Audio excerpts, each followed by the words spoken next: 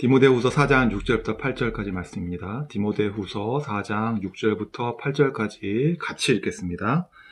전제와 같이 내가 벌써 부어지고 나의 떠날 시각이 가까웠도다. 나는 선한 싸움을 싸우고 나의 달려갈 길을 마치고 믿음을 지켰으니 이제 후로는 나를 위하여 의의 면류관이 예비되었으므로 주 곧 의로우신 재판장이 그 나라에 내게 주실 것이며 내게만 아니라 주의 나타나심을 사모하는 모든 자에게도니라. 아멘.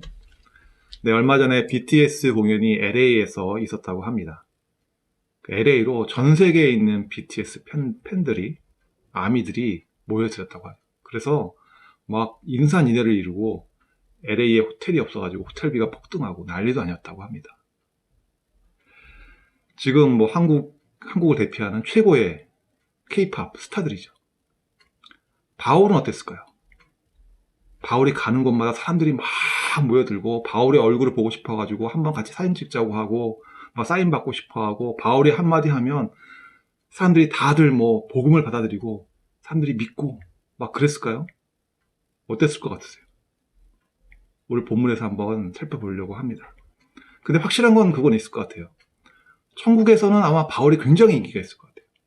사람들마다 막 보고 싶어하고 만나고 싶어하고 하는 사람들 손으로 꼽아보자면 아마 성도들의 한 10손가락 안에 다 바울이 들어가지 않을까 이렇게 생각합니다. 디모데 후서를 지금 쓰고 있는 바울은 지금 감옥에 갇혀 있습니다. 벌써 이게 두 번째 감옥에 갇혀 있는 거예요. 바울의 행적을 연구하는 사람들에 따르면 바울이 첫 번째 체포된 게 예루살렘에서 유대인들의 고발에 의해서 고소에 의해서 56년도에 체포됐다고 해요. 그리고 재판을 받는 중에 이제 가이사에게 그러니까 로마의 황제에게 상소를 올리고 그래서 로마로 이제 이동하는 과정이 있었고요. 뭐 사도행전 보면은 막 로마로 항해하는 과정에서 뭐 풍랑을 만나고 죽을 뻔하고 뭐 기적이 일어나고 뭐 등등등 사건이 있잖아요. 우여곡절 끝에 로마에 도착한 게 60년, 서기 60년이라고 합니다. 그래서 2년간의 재판을 통해서 62년도에 이제 자유의 몸이 되었다. 이렇게 보고 있습니다. 근데 로마에 막상 갔는데요. 로마 사람들이, 로마 교인들이 그를 그렇게 환영한 것 같지 않다. 이렇게 말을 해요. 그동안 바울이 6년 동안을 감옥에 있었거든요.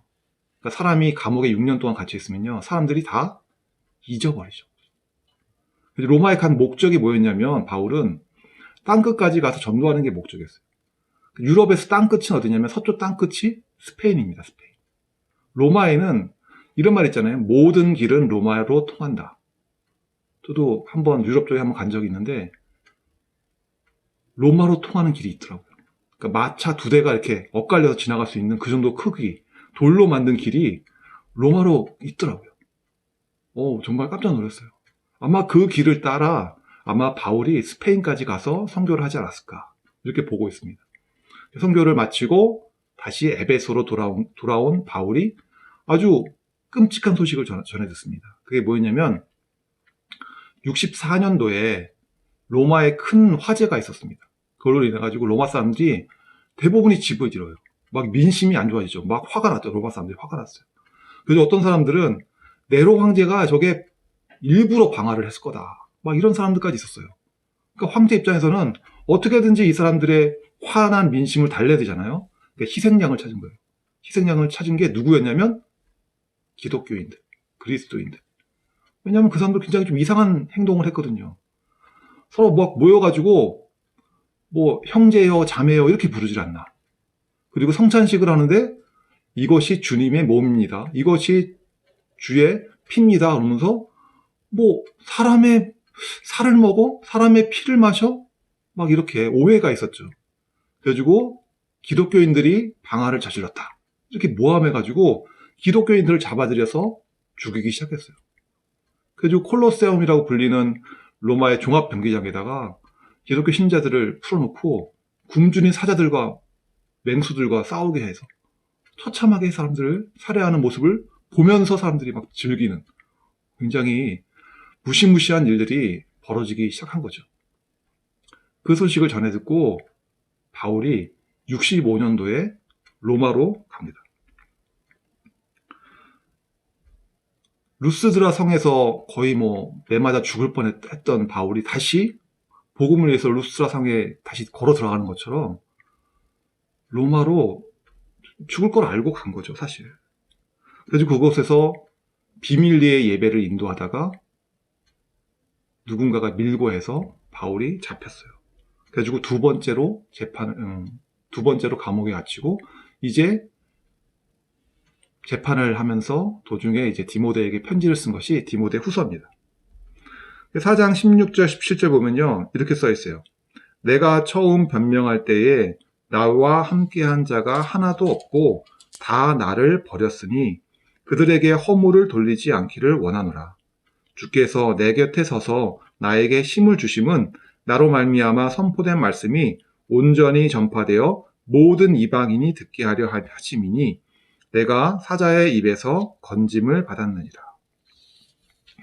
예수님이 잡힐 때 제자들이 다 도망갔던 것처럼 바울도 잡힐 때에 다 도망갔던 것 같아요. 다 바울 곁을 떠났던 것 같아요. 그래서 재판을 받는데 보통 검사가 있으면 피고가 있고 그리고 피고 옆에 누가 있어야 돼요? 변호인이 있어야 되죠, 변호인. 근데 변호인도 없이 재판을 받게 된 것 같아요. 하지만 바울은 누구도 원망하지 않습니다. 주께서 내 곁에 서서, 변호인은 없지만 주님께서 내 곁에 서서 나에게 힘을 주신다. 이 재판을 통해서 내가 기독교에 대한 오해를 내가 바로잡겠다. 오히려 내가 이 재판을 복음을 전파하는 도구로 삼겠다. 이렇게 생각했던 것 같아요. 그리고 사자의 입에서 건짐을 받았다. 마지막에 이렇게 써있는데, 어떤 사람들은 콜로세움 경기장에서 사자가 바울을 죽이려고 했는데, 바울이 건짐받았다. 이렇게 해석하는 사람도 있을 수 있고, 또 있는데, 저는 문맥상 검사의 사자와 같은 공격을 자신이 잘 방어했다. 이렇게 보는 게 맞는 것 같습니다. 왜냐하면 4장 6절 보면 전제와 같이 내가 벌써 부어지고 나의 떠날 시각이 가까웠도다. 그러니까 전제는요, 드링킹 오퍼링이라고 하는데요. 그러니까 제사를 지낼 때 보통 세 가지가 있어요. 그러니까 고기, 그러니까 양, 소 이런 것처럼 희생양이 있고요. 그 다음에 곡물가루를 같이 제사를 태우고요. 그리고 그 위에다가 포도주를 붓거든요. 이 포도주를 붓는 것을 전제라고 합니다. 그러니까 포도주가 붉은색이잖아요. 그러니까 내가 나의 목숨을 이렇게 전제와 같이 죽임을 당할 것을 이제 바울은 예감을 하고 있는 거예요. 죽임을 직감하고 있어요. 법정에서 사형 선고가 나올 것을 이미 예감하고 있어요. 하지만 나는 죄가 없다. 나는 무죄다. 라고 바울은 얘기하고 있습니다. 4장 7절, 8절입니다. 나는 선한 싸움을 싸우고 나의 달려갈 길을 마치고 믿음을 지켰으니 이제 후로는 나를 위하여 의의 면류관이 예비되었으므로 주 곧 의로우신 재판장이 그날에 내게 주실 것이며 내게만 아니라 주의 나타나심을 사모하는 모든 자에게도니라. 바울은 자신의 인생을 지금 마라톤 경기에 지금 비유하고 있습니다. 우승자에게는 뭐가 주어지죠? 면류관이 주어져요. 근데 면류관을 뭐라고 불러요? 승리의 면류관, 우승의 면류관, 영광의 면류관이라고 부르지 않고 지금 의의 면류관이라고 부릅니다. 지금 자신은 감옥에 있거든요. 죄수의 신분이거든요. 로마 재판장은 분명히 자신에게 유죄를 선고하고 사형을 선고할 걸 알아요. 하지만 나는 무죄다. 의로우신 재판장, 하나님께서 나의 무죄를 인정해 주실 것이다. 나의 의로움을 인정해 주실 것이다. 내가 선한 싸움을 싸웠던 것을 하나님께서 인정해 주실 것이다. 이렇게 바울은 말하고 있는 겁니다. 바울의 모습 속에서는 낙심하는 모습, 왜 나한테 이런 일이 벌어지지? 왜 나한테 이런 고난이 있는 거야? 하는 의문, 그리고 두려움, 후회, 남을 비난하는 거, 이런 걸 찾아볼 수가 없어요. 오히려 바울은 소망을 가지고 얘기하고 있어요. 소망을 가지고 지금 디모데를 권면하고 있습니다. 이렇게 바울이 확신하고 있는 이유는 예수님께서 그런 삶을 사셨고 예수님께서 그렇게 말씀하셨기 때문에 그렇습니다. 마태복음 5장 10절에 이렇게 말하죠. 의를 위하여 박해를 받은 자는 복이 있나니 천국이 그들의 것임이라. 예수님께서 이렇게 말씀하시고 그렇게 사셨던 것처럼 바울도 예수님의 행적을 뒤따라가고 있는 겁니다. 그리고 자신이 사는 모습, 믿음을 지키는 모습을 뭐에 비유하고 있어요? 마라톤 경주하는 경주자의 모습으로 지금 비유하고 있습니다. 마라톤 경주를 딱 시작하면요, 처음엔 사람이 많죠. 근데 처음에 믿음 생활을 시작하는 그 사람들이 다 완주하는 것은 아니더라는 거죠. 의외성이 있다는 거예요. 예상치 못했던 일이 생기더라는 거죠. 처음에 경기 초반에 막 치고 달리는 사람이 있어요. 그 사람들 보면, 야, 역시 저 사람이 잘 달리는구나. 저 사람이 우승 후보야. 라고 생각했는데 어느 팀에 가보면 그 사람이 뒤쳐져서 없어지고 말아요.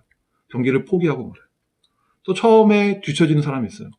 관심을 갖지 않았는데 어느새 그 사람이 다 따라와서 경기를 끝까지 마치는 것을 보면서 경기는 누가 처음에 앞서고 누가 처음에 뒤쳐졌는가가 전혀 중요하지가 않더라 이거죠.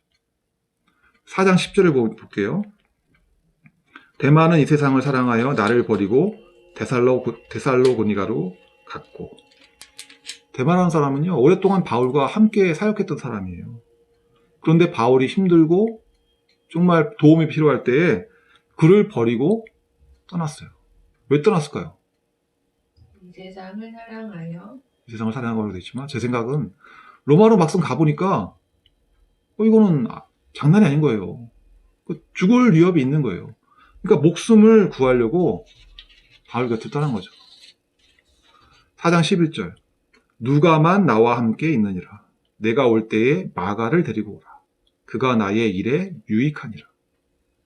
누가는 사도행전의 저자잖아요. 바울 선교를 함께 했던 사람이에요. 그래가지고 그 사람은 끝까지 바울과 함께 있었어요. 근데 의외의 사람은 마가예요. 마가는 바나바의 조카거든요. 바나바랑 원래 바울이 같이 선교했잖아요. 근데 선교하는데 마가가 힘들다고 그냥 도망가 버렸어요. 그래서 그 다음 선교를 계획하는데 바나바가 그래도 마가한테 한번 다시 기회를 주자. 그렇게 얘기하는데 바울은 안 된다. 나 저 사람 믿을 수가 없다. 같이 갈 수 없다. 저 사람과 함께면 내가 선교 여행 못 간다. 그래서 서로 싸우고 갈라졌던 이유가 이 마가 때문에 갈라진 거였어요. 그래가지고 바나바는 마가를 데리고 따로 선교팀을 꾸려서 가거든요. 근데 그런 인물이었던 마가를 지금 바울이 재평가를 하고 있는 거예요. 내가 올 때 마가를 데리고 오라. 그가 나의 일에 유익하다. 마가는 나중에 베드로의 제자가 되었다고 알려져 있고요. 마가복음의 저자로 알려져 있죠. 그러니까 처음에는 뒤처졌던 인물이었고 처음에는 복음에서 떠났던 인물이었는데 그가 뒤처졌는 줄 알았는데 사라졌는 줄 알았는데 어느 틈에 보니까 끝까지 경주를 완주하고 있더라 이거죠. 그러니까 마라톤 경주는요. 초반에 막 치고 나간다고 해서 그가 우승하는 것도 아니고 초반에 뒤처졌다고 해서 완주를 못하는 것도 아니에요. 중요한 건 뭐예요? 내 페이스를 유지하면서 끝까지 완주하는 거예요. 예수님을 믿고 입으로 주라고 고백하고 이거 중요하죠. 내가 입술로 고백하는 거 중요합니다. 근데 내가 입술로 믿음을 고백하는 거, 세례를 받는 거, 이것은 경주 선상에 선 거예요. 믿음의 경주의 출발점에 선 거예요. 이런 말이 있어요. 한 번 해병대는 영원한 해병대다. 한 번 해병대 들어오면 끝까지 그 사람 해병대라는 거예요. 한 번 믿었다고, 한 번 교회 와서 세례 받았으면 그 사람의 구원은 보장되는 걸까요? 여러분들은 어떻게 생각하세요? 내가 어릴 때 유아 세례 받았어. 내가 군대에서 세례 받았어. 내가 왕년에 교회에서 큰 일꾼이었다고. 내가 전도를 많이 했다고. 내가 왕년에 내가 장로였어. 내가 권사였어. 이게 구원을 보장할까요? 이게 중요한 게 아니죠. 중요한 건 뭐냐면 내가 마지막까지 믿음의 경주를 마치느냐. 그게 중요한 겁니다. 마지막에 배반할 수도 있잖아요. 지금 데마가 그런 사람이잖아요. 지금 과거가 중요한 게 아니라 뭐가 중요해요? 내가 지금 현재 믿음의 경주를 참여하고 있는지 그게 중요한 거죠. 그리고 끝까지 믿음의 경주를 마치는지 그게 사실 중요한 겁니다. 또 믿음을 잠시 떠난 사람이 있어요. 마가처럼 말이죠. 근데 다시 그 사람이 돌아올 수 있는 거예요. 그렇기 때문에 우리가 이 사람 요즘에 믿음을 떠난 것 같아. 그렇다고 해서 포기하는 게 아니라 그 사람을 위해서 계속 기도하고 권면을 계속 해야 되는 거죠. 제가 아는 중국 선교사 몇 분이 계세요. 근데 그분들이 최근 몇 년 사이에 다 쫓겨났어요. 중국에서 추방됐어요. 중국이 이 사람들을 어떻게 알고 추방했을까요? 평소에 관심을 가지고 이 사람들이 감시를 하고 있었죠. 공안이라고 그러잖아요. 중국 경찰들이. 그 사람들이 외국인 중에 명단을 쫙 가지고 평소에 감시를 하고 있었던 거죠. 그리고 중국 정부가 이제 선교사들 추방해라 그러면은 그 명단을 가지고서 이제 그 사람들 가서 회유도 하고 협박도 하는 거죠. 비자를 안 내줄 거니까 당신들 어차피 나가게 돼 있으니까 지금 나가라. 좋은 말 할 때 나가라. 교회 문 닫아라. 아니면 너희들 다 체포할 거다. 이렇게 회유하고 협박해서 중국 선교사들 다 쫓아내는 거죠. 젊을 때부터 중국에 대한 소망을 가지고 내가 중국 선교를 하겠다는 그런 사명감을 가지고 중국어를 공부하고 열심히 일을 위해서 애썼는데 한순간에 그 꿈이 다 물거품이 돼버리고 쫓겨나고 나서는 오랫동안 그 선교사한테 상처가 될 수도 있고 또 공안의 감시를 받는다는 그 사실이 트라우마가 되기도 하고 바울도 그랬던 거죠. 바울도 로마에 가서 6년 동안 감옥에 가서 재판을 받았어요. 꿈에 굴던 로마에 가서 로마 사람들과 함께 저 땅끝까지 선교하겠다. 그런 비전을 가지고 로마에 찾아갔는데 로마에서 그렇게 환영받지 못했어요. 그런데도 바울이 로마 교회가 힘들다, 지금 어려움 당한다, 핍박당한다 그 말을 듣고 다시 로마로 찾아간 거죠. 그래서 어떤 분은 중국 선교가 막힌 걸 알고선 그럼 나는 다른 곳을 찾아가겠다. 새로 사역지를 지금 막 찾고 있고요. 또 다른 새로운 언어를 배우기를 이제 또 시작하신 분이 있어요. 나이 들어서 언어 배우는 게 쉽지 않잖아요. 근데도 다시 시작하는 분이 계세요. 사역이 계획대로 잘 안 풀려가지고 몇 번의 실패를 거듭했는데도 불구하고 다시 사역을 도전하는 분이 계세요. 하나님이 주신 사명을 그렇게 귀하게 여기고 있는 거죠. 저는 그런 분들 정말 존경스럽습니다. 뛰다가 넘어졌어요. 하지만 다시 오뚜기처럼 일어나가지고 다시 믿음의 경주를 끝까지 완주하겠다고 하시는 분들이죠. 우리는 어떻습니까? 우리 모두는 다 믿음의 경주 중에 있어요. 물론 다 같은 코스를 뛰는 건 아닙니다.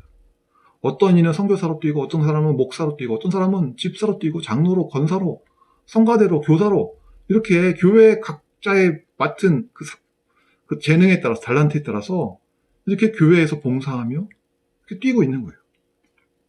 뛰는 페이스도 서로 제각각이죠. 맨 앞에서 뛰는 거 좋아하는 사람, 또 뒤에 쳐졌다가 다시 페이스를 올리고 있는 사람, 다 제각각이죠. 우린 반드시 이 믿음의 경주를 맞춰야 됩니다. 우리에게는 의의 면류관이 주어질 것이기 때문입니다. 이를 위해서 서로 경쟁하는 게 아니죠. 서로 경쟁하는 것이 아니라 서로 협력하면서 이 믿음의 경주를 완주하는 겁니다. 왜 당신 그것밖에 못해? 나는 옛날에 그것보다 더 잘했는데 왜 그것밖에 못하냐고 이렇게 서로 비판하는 게 아니라 서로 끌어주고 밀어주고 하면서 이 믿음의 경주를 완주해야 됩니다. 지금도 바울처럼 복음을 위해서 자발적으로 고난을 참여하는 사람들이 있어요. 선교사들이 있어요. 코로나로 어려운 상황에서 이렇게 우리가 이 사람들을 돕는 일에 인색해서는 안 되겠습니다. 일회성이 아니라 지속적으로 도울 수 있길 바라고, 그게 하나님의 사명을 같이 감당하는 거죠. 같이 협력해서 완주하는 길이기 때문에 그렇습니다. 바울은 복음 전파와 고난이 별개의 것이 아니다라고 얘기합니다. 하나님의 능력으로 복음과 함께 고난을 받아라 이렇게 얘기하고, 오늘 한마디 덧붙인다면 끝까지